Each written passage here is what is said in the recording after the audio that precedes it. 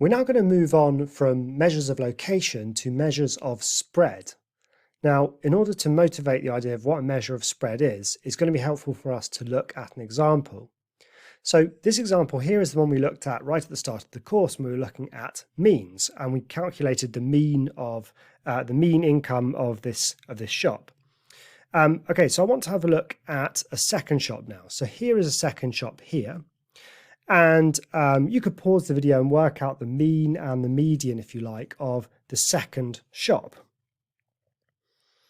Okay, well, it turns out that the mean of shop 1, which I'll call X bar, that we worked out before, was £408.71.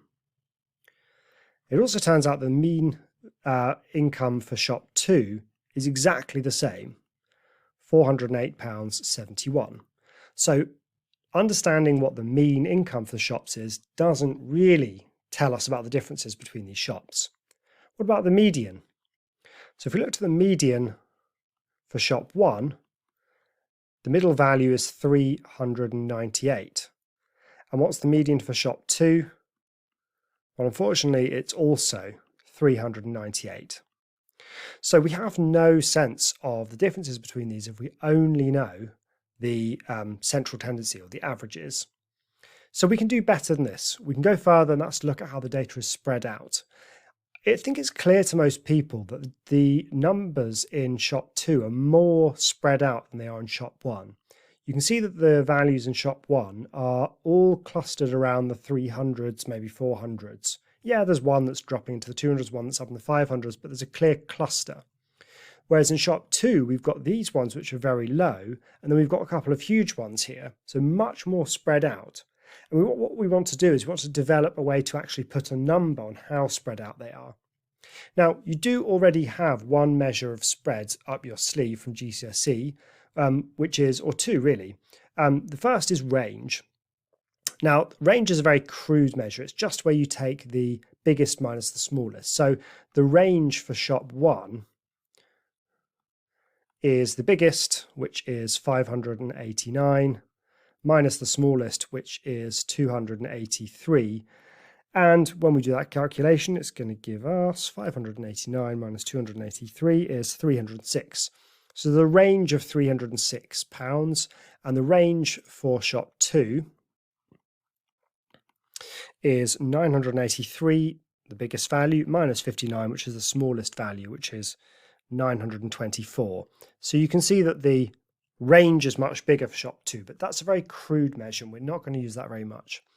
We're going to focus for the moment on the interquartile range, which some of you will have seen at GCSE. Now, the quartiles are heavily related to the median. The median is the data point right in the middle of your data. The quartiles are the bits of data positioned 1/4 of the way through your data and 3/4 of the way through your data.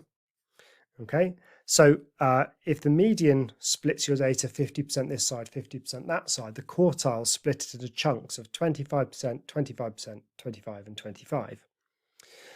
So really useful. And the interquartile range is the gap between those quartiles, and that's going to tell us where the middle 50% of the data is. All right, so let's see how we can calculate where the quartiles are. It's going to be helpful if we order our lists for now. So here's the data again, but now just arranged in ascending order. So we had this rule for calculating the median, which was n plus 1 over 2.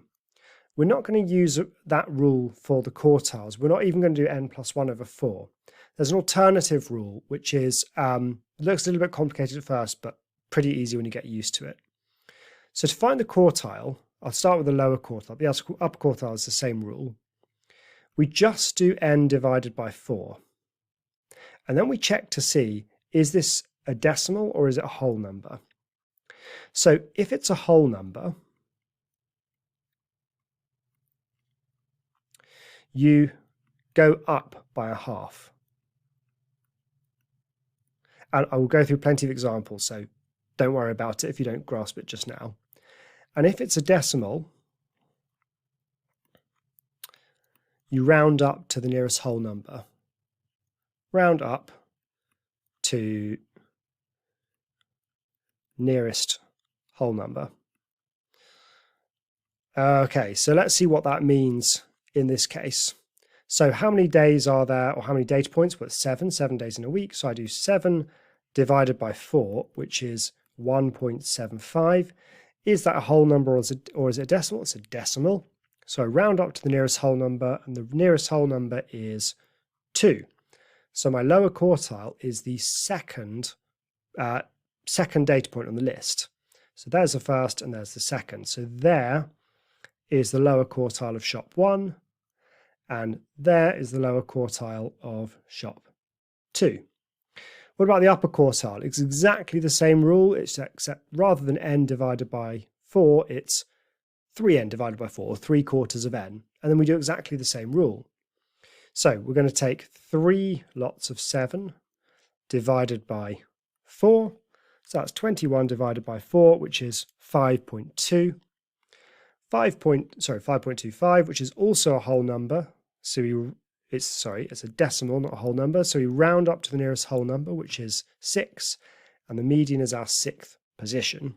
So 1, 2, 3, 4, 5, 6. So there is our upper quartile for shop 1, and there is our upper quartile for shop 2. All right. That means that the interquartile range is just the gap between these numbers. So the interquartile range for shop 1 is 473 minus 322, which is 151.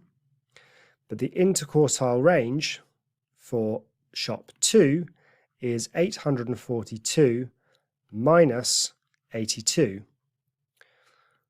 which is 760. So what does that tell us?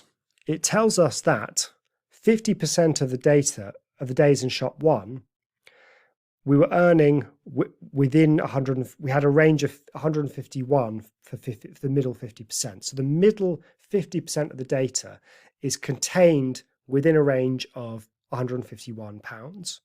Whereas for shop 2, the middle 50% of days are contained within £760, so a much wider spread. So the interquartile range is a massively useful way of measuring the spread of data. We're going to look at some more examples now, just so you can get used to this rule about when to round up and when not to.